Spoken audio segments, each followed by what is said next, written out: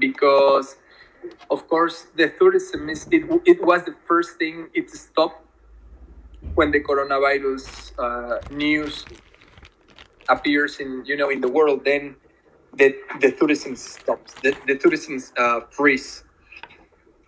And I remember even before everything stopped here in Playa del Carmen, I live 10 years in Cozumel.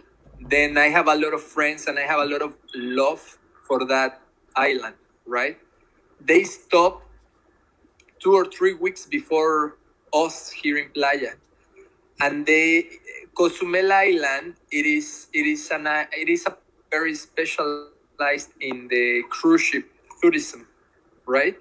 And then they stop to receive cruise ships and they start, to suffer, really suffer from the lack of visits. Playa del Carmen, we start some days after that, and I remember then to hear in the news the first day they really closed the hotels. I think they sent home 15,000 people to quarantine in their homes. These people is working. We're talking about workers in the hotels and restaurants. And as we know, well, by itself in Mexico, people, we don't make a lot of money. We the salaries, what we pay to our workers sometimes is not enough. And particularly in the hotels, and maybe I am criticizing a little bit, and maybe it's not the point, but they pay observing that the people who is working in the hotels, they will make more money because what the tourist gives, as a tip. Then, and they were sent home with half of the salary, or they were fired, right? Then, that was the first day we stopped 15,000 people in one day in this city. I'm not talking about Quintana Roo. I'm talking about Playa del Carmen. Then that's a tragedy that it will be more extensive than in the economical field, right? Imagine all the people that they stop making money and they are not sending their parents to the doctor, or they are stopping to buy the medications, or their children are not receiving the vaccinations, or or they stop to pay the electrical bill. There is a lot of observations we need to do. Then we need to start work. I know it. Everybody, we have the same feeling. We need to start, but at the same time, we cannot urge this starting. We need to be cautious. I was telling you, I think all of us, we need to understand our own risk factors.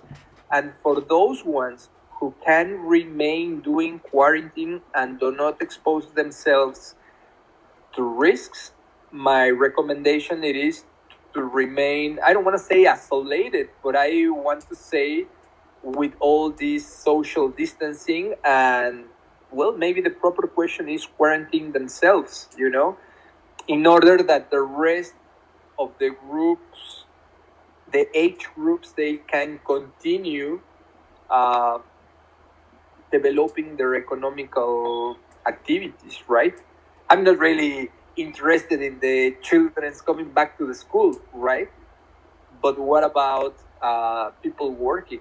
I think in Mexico we have more than 70 million people that live in poverty, no? Then I think only 15% of those, they have multidimensional poverty, but the rest, or they pay a roof, to be on.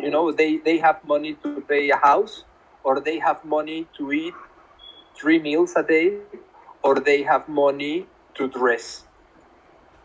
No? Then imagine all those 70 millions stopped economically in their homes, struggling with what they are going to eat or how they will pay the rent or their services. Because here, if we don't pay our electrical bill, I mean, there is no way to have food in our homes without electricity, right? And at night, it will be uncomfortable to sleep. What about people who is living in the mountains, right? I mean, we have many, many realities, and the solution, it should observe every single region needs, it will be necessary to have their own decisions, right? But in general, we need to come back to the economical production. I mean, I do understand people in Mexico, they cannot wait in home and continue this quarantine. As well, I need to say, till what moment? Because in the moment that we start to be exposed in the streets, we will catch the virus. And this is something, I mean, unless we think to remain in our homes forever,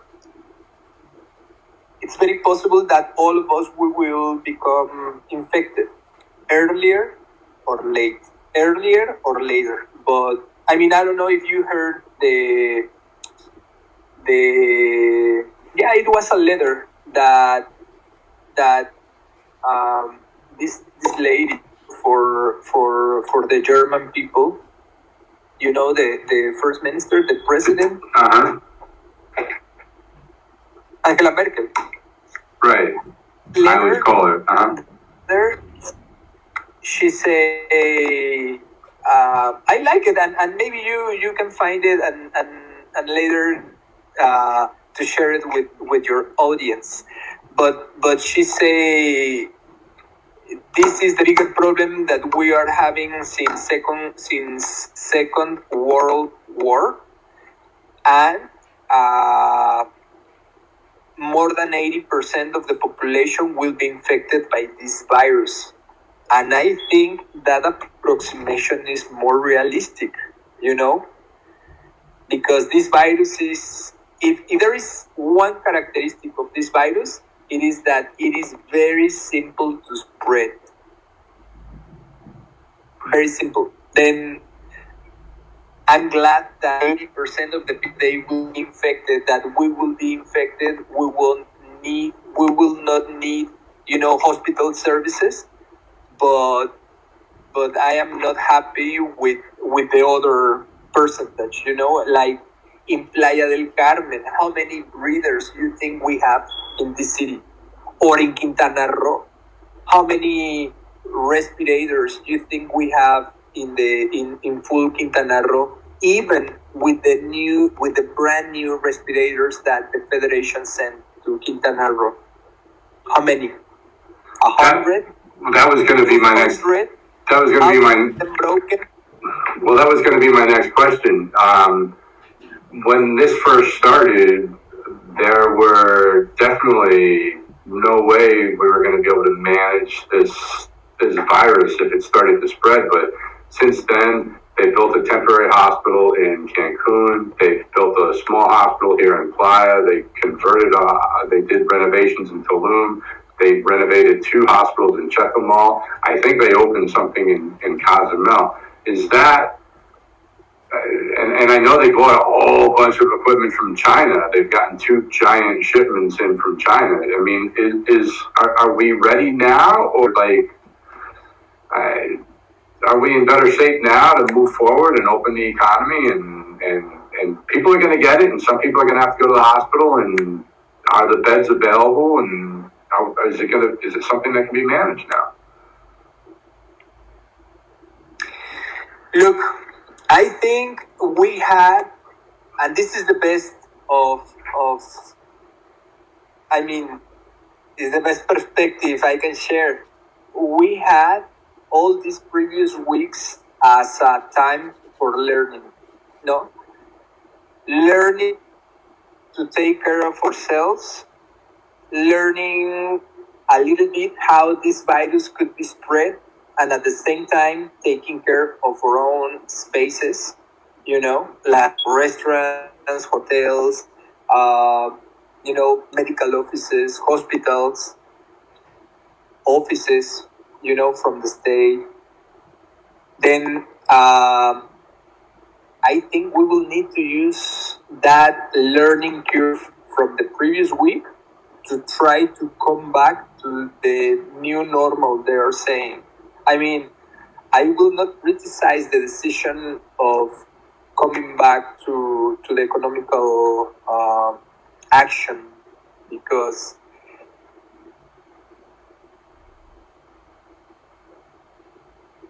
Yeah, we're definitely going to have to come back. Yeah, you're. I lost your internet. You're coming and going. Ken, can you hear everything that Dr. Francisco is saying? Or is that coming and going? I'm sorry. Is that just me or is that everybody? Everybody. Let's see if you're back. Can I hear you now? Me? Yeah. I hear you very interrupted. I guess I'm hearing the same, no? Interrupted. Okay, yeah. I guess your internet. I think your internet connection is crashing on us right now. It looks like there's something going on over there. If you want us to have this conversation tomorrow, maybe we can try tomorrow. You tell me. I think it would be a good idea for us to pick this up when we can fix our internet connection, because we were just about to get into something good and juicy that's going to take some more time, as far as opening the economy and where we're going and people's personal responsibility and the new normal. And it's not linear. It's a dynamic situation. And I guess that's maybe part of the reason why it's so hard to wrap our brains around. It's because it's really a dynamic situation. So yeah, I would love to come back and finish this if we could, when we can get a better connection. What do you think? I'm gonna take that as a yes. Hang out 1 second. Don't go anywhere, okay? We're going to wrap this up. This has been, oh my goodness, an hour and 43 minutes. So we're going to wrap this up. Our internet's not working that good. We're going to bring Dr. Francisco back. That is Dr. Francisco Aguirre from MD Playa. I believe Ken put the link to his Facebook page up if you want to contact him and bring him into your life as your doctor. In the event you want to get a physical or have some work done, or have somebody in your corner in the event you get sick, he's a really great guy to have. We're going to invite him back. We're going to finish this conversation. Dr. Aguirre is, in addition to being a general practitioner, is also an MBA. So he has an interesting perspective on the economy, not just medicine, and we like that balanced opinion. So we've got a lot more to talk about, and we're gonna pick this up at a later date. So I want to thank you for joining us, and we're gonna wrap this up now. And it's good to see you. We will see you next time.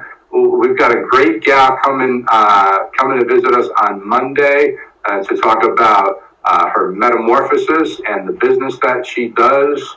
And then we've got some other surprises for you next week, which is going to be interesting. And for sure, we're going to bring Dr. Francisco back. So thank you very much for joining us. Happy Friday. We look forward to seeing you in the future. I'm Russell, and I am out of here. Talk to you guys next time.